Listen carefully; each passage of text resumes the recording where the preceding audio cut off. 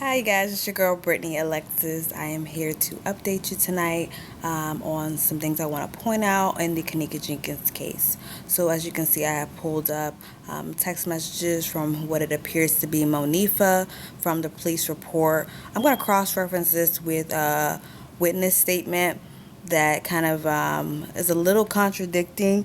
So I definitely want some help with clarifying this logically. As you see, I pointed out here, Monifa appears to be telling people, trying to defend herself. So she's basically saying, so I'm like, we finna go back inside to get her phone and call Bre Bre for the key. So that's what stuck out to me here, because it sounds like she's saying that she needs to go back to the room for the phone and she needs to also call Bre Bre for the key. So my first question is, based on Irene's interview, if Kenneka was laying on the bed, why wake her up if Bre Bre's not there with the key? And why wake a girl up that is asleep?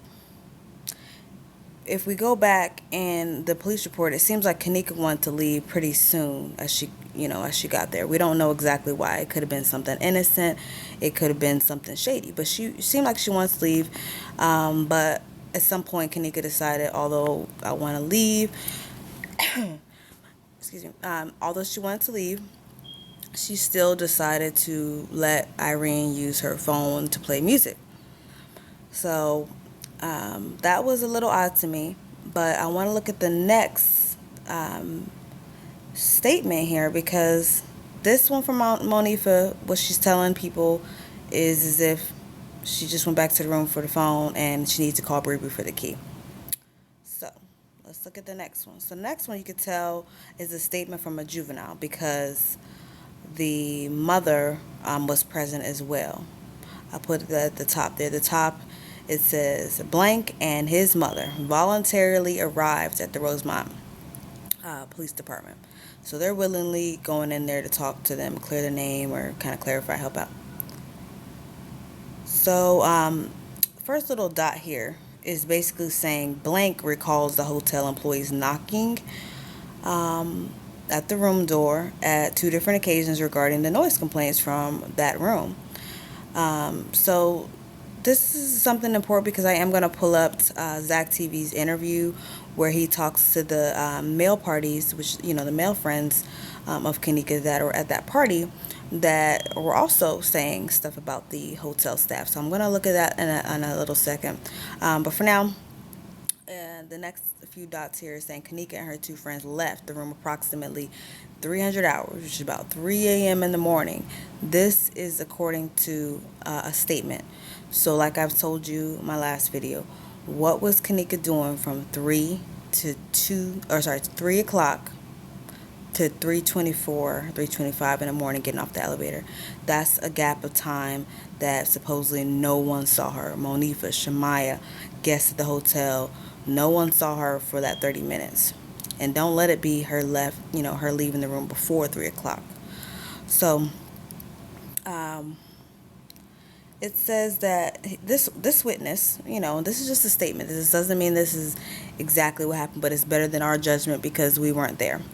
This person says the 2 friends didn't even seem to appear that they were drinking at all, which is weird, because if we go back to Monifa's statement over here, she's, I have it covered up, I guess, but she actually says here, right after she called Bre Bre for the key and she started walking to the room, I thought she was behind me. I was drunk off my square. I guess I covered it up, so I'm sorry, but Monifa is basically saying, oh, I was drunk off my square. I wouldn't do that shit to hurt my best friend. So that's what Monifa's saying. But then over here, this person's saying that it didn't seem like her 2 friends were drinking at all, which of course is going to seem a little suspicious, because why was Kenneka the only one that was that messed up? If everybody's drinking, everybody's doing drugs, everybody else is doing recreational drugs, it seems like, alcohol. Somehow Kenneka had the pyramid in her system. I'd be very curious to see what these guys' statements would say You know, if they did an interview after they knew all this stuff that we know now. They did their interview with Zach TV prior to all this information being released, even before the footage was released to them. So here, the last few bullet points here. It says, you know, they stated they forgot the keys. Kenneka remained in the hallway. It says the two friends searched for approximately about 5 to 10 minutes. So if they stated they forgot the keys, look here. It says they found the car keys. It's the last two bullet points. They found the car keys, and they also found Kenneka's cell phone, which was lying in the room unoccupied. Now that is different than what Monifa says. And Monifa seems to say, call Bre Bre for the key. So Monifa called Bre Bre for the key. This person says the phone and the keys were unoccupied in the room. Not sure which one is true, but if they had to call Bre Bre for the key, why did Bre Bre have the key? Why did they leave if they didn't even have Bre Bre in the room? According to Irene, Irene was saying she's laying down. It just doesn't make sense. We're going to go next to the interview. Okay, so I just want to show this part here because the fellas are going to be talking about some activity and kind of how they were treated when they were trying to alert the staff at the hotel of their friend Kenneka being missing. I'm only going to show that part really because there's a couple parts that are very suspicious. I'm going to skip over when they kind of alluded to when he asked, hey, what do you think happened to Kenneka? Your first thought. And they're like, oh, I thought she left with a dude or, whatever. They thought she left with a guy. They kind of assumed. But then they also said earlier that, like, her old dude, that's how they met Kenneka, from their friend, which I guess she was dating at the time 2 years ago or so. And I think he was in jail. And they said coincidentally he had just got out the same day that they had made the interview. So I don't know if that's the person that Monifa was saying, oh, Kenneka's sad because her boyfriend was in jail. So we're just going to watch these clips here because I just really want to show you, based on what they're saying, based on how you've already seen Irene, her interview, how the staff was treating them. I don't count Irene in because she's the host of the party. She got too much to do. That means she's a mastermind. She just know how to be on ecstasy, set somebody up, and host a party. It's possible, but not likely.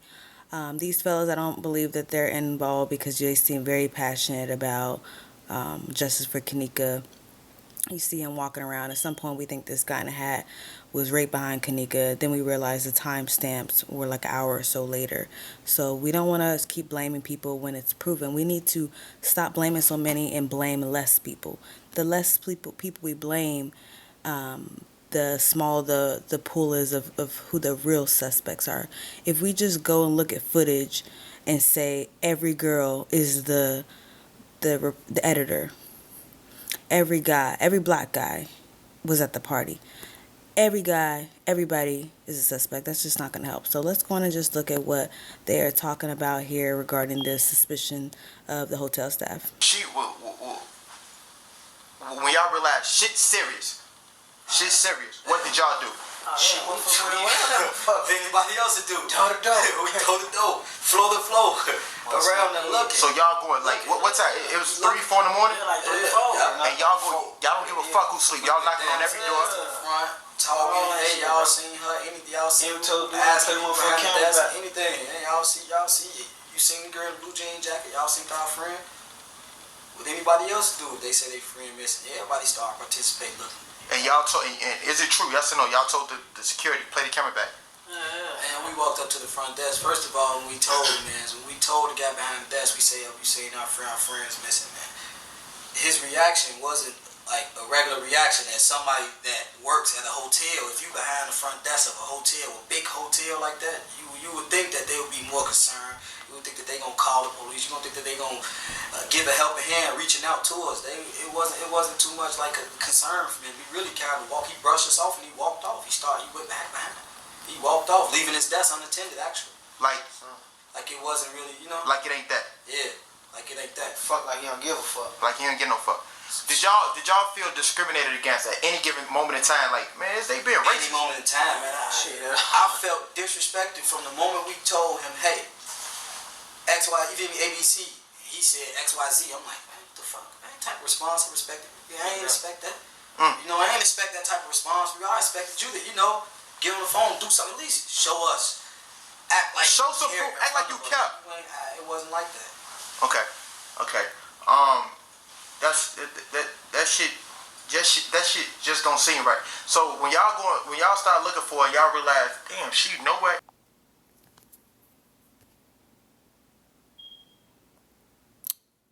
Very odd. I mean, I think it's weird that, I mean, we're gonna keep listening, but it's already weird that they're telling the staff what's going on, and there's no sense of urgency. There's not any, well, you know, let me see what I can do, or is, you know, nothing like that. So I think the behavior is odd, and that's why these kids are concerned. Like, you know, dude, did you not hear me? Like I just said, my friend's gone. They're checking doors. They're doing all kind of things just to find this girl.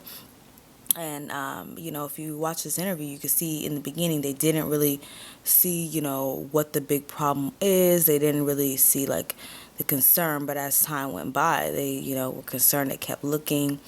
So let's just keep going, because I really want you to focus on how weird this, you know, behavior of the staff is in the hotel. Going around there, looking after all that, it still was never. They didn't come tell us like, yeah, we finna put y'all out of, yes, y'all disturbing the peace. They never said nothing to us. They wanted y'all to stay. They didn't say anything.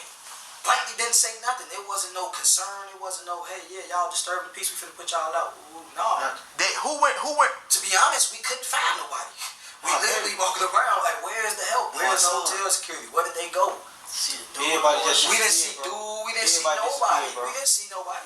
We seen main two when the party was going on. When it was jumping, it was buzzing. It was two main security guards that was coming up there. And after we started looking for her, we looking for hotel security. Like, man, somebody to help. You know, somebody that can go in the back. Somebody that can go not get the access to open door. None of that. We didn't see nobody. We didn't get no help. It wasn't like they was concerned. Okay, this the realest shit. PP. Oh. Notice that they said there was two main security guards going there. I think we have focused on one security guard, the one we saw the whole night doing weird stuff, run around doing the janitor's job, the maid's job, not securing the hotel. So that's the guy we've been looking at as far as security. So who is this second security guard? Have we seen him on footage and just not recognize him? Is he not on footage because he's on the floor and in out of camera areas? That is odd, because I always was thinking, like, is there another security guard? Because the statement that I read about the security guard that was saying all this stuff about, yeah, I knew the guys were smoking, I knew this and that, all those statements, they didn't talk about nothing they were doing downstairs. And if I felt like if it was the guard that we saw on camera, that he would be talking about the work and all the stuff that they told him to do. He seemed like he was just talking about the floor. You know, so I don't know if it's two separate guards, but it sounds like that's what they're saying. They said that nobody was around. Like, they're trying to get a hold of these guards or anybody, especially that they've been going to the room all night, and now all of a sudden that they trying to look for their friend, they're gone. So let's keep listening, but just wanted to point out how odd that was. Listen to some other weird stuff that he says, or they say about that night. I heard it was two creepy motherfuckers. It was real creepy in there. Dude, don't say that. Bitch ass, man. It's just a hotel family, period, bro. That's what I was just finna say. Yeah, it's like that shit okay. Won't work, bro. It's like, okay, everybody seen Texas Chainsaw Massacre, man. Everybody seen Texas Chainsaw Massacre. In that movie, you learned the mama was in it, uncle was in it, the cop, he was in it, everybody was in it. It's like, So you saying the hotel staff was a part of it? I'm not gonna just throw it off on them. I'm not gonna say the whole hotel staff. I'm just saying it's obvious. Man, yeah, you do that shit, bro. It's obvious. Why they record the tapes back? Why didn't? Bro, period. How the fuck they all just disappear, bro? Like, and all doing it like they knocking on the door while everybody got there. All of a sudden, she come up and say it's getting empty. Now all of them just gone, bro. No motherfucker. Motherfucker just ran up in there, bro. We ain't saying hell no. Yeah, it's true. I ain't gonna shake because there is somebody. We can't find you. Okay, you supposed to be helped. You staff, right? So we looking for you. Where's hotel security while we looking for these people? Now, so we can't find this person. Okay, before everything happened, we study seeing him, study bumping down, study seeing, knocking on the door. Yeah, keep it down. Yeah, study knocking at the door, keep it down. We'll put a towel under the door. All type of They told y'all put the towel under the door. They told us put a towel under the door. This is what the staff is telling y'all. They called the phone. Put a towel under the door. So hold on. So I heard a similar statement as well that the staff said put the towel on the door. Like they wanted y'all to stay there. They didn't want y'all to leave. No, they ain't want to stay. They pin us out. We downtown. They pin us out in the door. Yeah, we was downtown. We smoking for like an hour smoking. They put the towel on the door. They wanted y'all to stay there for some particular reason. It's like, Something now that you look at it, you look at it like that. Exactly. But they said, why hotel you know? Go look, okay, they see. Okay, if any other was y'all rowdy? It was nothing I put out here. Yeah, you want rowdy motherfuckers dance, but I'm talking about like period. Okay, if you say you going to 609, this crowd come in, they going to 609. It's a this party. crowd come in, going to 609. Damn, motherfuckers in the front desk like, hey, they don't think they. Then we already told them they smoke weed. We told them they having a party up there. They never put them out. I'm not sure. No. And then for them, so much activity, y'all started calling us. Then once we started looking for somebody, now we ain't getting no response. So I just wanted to quickly go to the police report when they interviewed the security guard, lobby and wait there.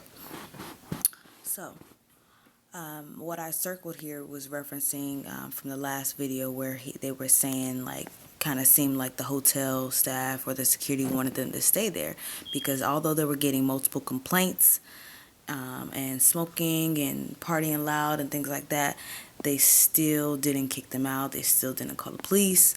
They just kind of helped them stay. Like, hey, go on and put towels over the smoke detectors. Put a towel under the door.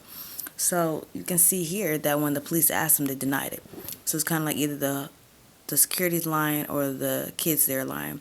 But you can hear from the kids' interview, they're saying the security advised them to do this. It says, Blank was asked if he had any conversation with the subjects in 926 about taking smoke detectors off the wall or covering the smoke detector with towels. Blank denied this. I asked him to estimate the number of individuals in the hotel. He stated that there were at least 10 people in the room because they were rapping to a song. Very odd. That means he was listening. I mean, I'm not saying they weren't loud, but the fact that you were on the floor all that time makes me think there was a second security guard. Unless this was the time that the security guard that we all saw, was gone for that 30 minutes or so. But that was actually, during Kenneka being missing, so I'm not sure. So it makes me think there's another security guard. So let's get back to the interview. For real, that's some dead serious. Motherfucker want justice for that. That's our fucking homie, bro. We need justice for it, bro. Motherfucker, hell no, man. That shit bogus. Just say the news put the footage out and they showed Kenneka walking into the freezer. Would y'all think she was lured enough or what? We got to see, man. We got to see what's exactly. Because y'all know y'all friend more than anybody. It's like she had to be lured. She had been walking. That's the word I used at the If anything, she have been laid out or something. Motherfucker be walking around. Yeah, I'm finna go in the freezer. Motherfucker too busted for that. Who the fuck finna do some shit like that, man? I'm finna go in the freezer. Motherfucker too busted. It's like you open that as soon as you open it, you already know you're in the wrong spot. You waking up fast, drunk. You can't even walk when you that busted, bro. You falling out. If y'all say she was, because in the article it said that it said they had a video of her about like 3:30 in the morning. They say she was so intoxicated to the point she had to use the wall to hold up. If she was that intoxicated, bro, you really think she Put the freezer open. You really think she did that? You think she's gonna go there? Come on, man. Came back to the Unless party somebody, with that, bro. but Come on, man. Probably doctored the video right now all the time. That's the case. And remember, they have not seen the surveillance, so, I'm sure this guy in a red hat, he is pushing for this surveillance to be put out. He feels like if the surveillance is put out, it answers everything, which we know now it didn't answer everything because we do see that people started blaming him. I'm sure that if he knew that he was in the same area as Kenneka, afterwards, and it looked that suspicious, he would never have suggested it that way. But they didn't know, and they also didn't know. He's saying like, man, even if you were drunk and you walking into a freezer, or you probably couldn't even walk, you're staggering. He's not believing it, but he also at the time doesn't realize, or these gentlemen don't realize that Kenneka had additionally a drug in her. It wasn't just being drunk. So they don't know that. They're just basing off of being really drunk, and a lot of us are. We have to also keep in mind she had the drugs. She was not having a drunk walk. She had a drugged walk. So keep listening here. They should have been jumping that video, man. Fuck that. Get that video out. So okay, y'all say y'all seen the security guard after she went missing. No. I ain't on nothing. Whoa. Damn, So that was the manager y'all talk about that said call the police. Yeah, we seen the guy that was working behind the desk. The front desk motherfucker. Y'all never seen the hotel security afterwards? After she came Sitting all doing the party, all that. But after she hit her miss, motherfucker ain't seen him, period. Exactly. And fam want just the desk, the lobby, whoever greet the guests, he just want always right there. He just a pop up and then disappear for 10 minutes, then come back out and he disappear again for minutes. Yeah. Man, motherfucker ain't seen us period after that. Man, this What shit was so is... crazy, and what was another thing that was so crazy is that when we was all leaving, like when everybody was leaving, like 5, it was like, okay, we can't find it, and everybody was going back to their car. We left something in the room. We was all finna get in the car, we like, oh, left something in the room. Right. Ran back upstairs to go get something. Got back on the elevator, went in the room, grabbed it, came back out the room. As I'm walking out, I hear something, I turn around. Guess who I see? Please don't say it. I see the security guard walking. He turns around, look back, walk off. So it's like, where was you at all this time? We was just looking for you. Now all of a sudden you pop up. And pop out of nowhere. Now we see you again. It's like, once we left, now you pop back up and pop out of nowhere. And now you walk through the hotel again. But all this time we was trying to look for our friend, looking for help. We never seen you. But now, just so a coincidence that, I left something. Went back up to the room. Seen it. Grabbed it. Came back out the room. Looks up. Now I see you. Bro, where you been at all this? Hey, man. What's your take, man? What you would think, man? Exactly. What you would think? You feel me? Like, come on, man. Come on, man. Okay, guys. A lot of information. I know you guys have already seen this, but I just wanted to point out some things because I know there's still a lot of speculation out there, and I just want to try to point out the genuineness in these guys' interview. I don't really want to judge Irene based off the fact that she's doing ecstasy because in the end of the day, I mean, I don't know what kind of life she has to live out there, and I don't really know if she knows all of her options. So at this point, I'm not going to let that affect the fact that I don't believe she's involved in this. I don't want it to have anything to do with the fact that she took drugs that night. It seems like she was able to handle herself in that moment. But definitely, we just really need to get to the bottom of this. Next, I'm going to try to make a full video of things that have been disproven so we can focus on the things that we still have questions on.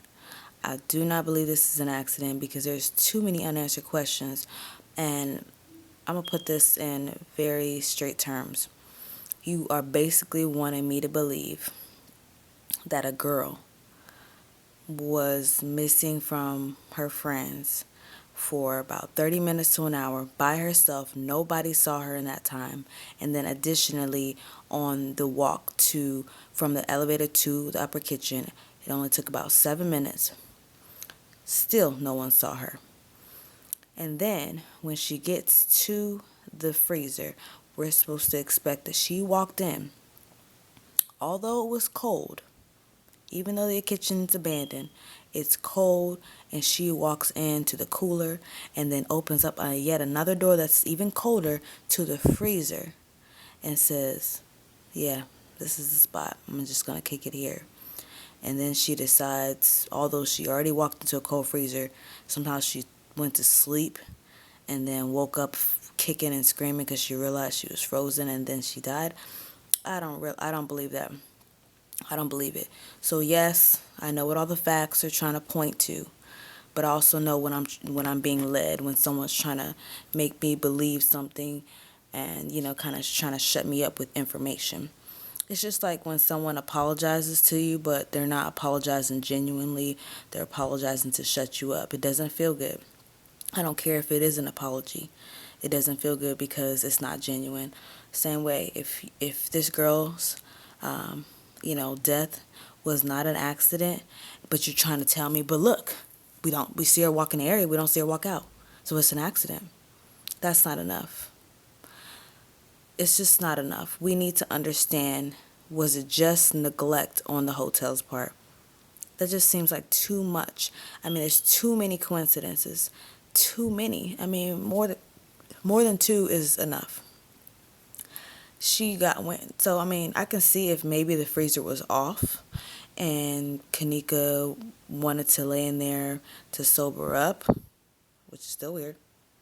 But I just don't believe that. I feel like the freezer was on, and for a purpose, because I don't believe the other freezers in the area were on. I don't even know if their door was even unlocked. It wasn't secure. I don't know how she got up the stairs to the upper kitchen so fast. Don't know why the cameras that would show her getting to that area were off. I don't know why she went straight to the freezer instead of walking in the office rooms, the counters. I just don't understand.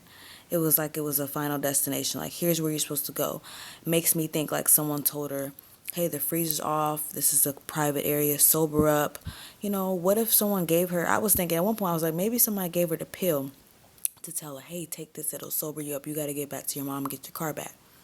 But then when the friends were saying that she was already stumbling, falling asleep in the room, I was like, well, maybe someone in the room. But either way, I think someone made her feel comfortable enough to, hey, lay in this freezer. Or maybe it was off and they turned it on while she's in there and locked her in there. I don't know. I don't have proof. But we need to eliminate the BS so we can focus on these things. So I will be making a video with things disproven, and I'm sure you guys will have a lot of comments, concerns. But for tonight, any comments, concerns on this video, do that below. Otherwise, like, share, subscribe. Have a great night, and thank you for watching.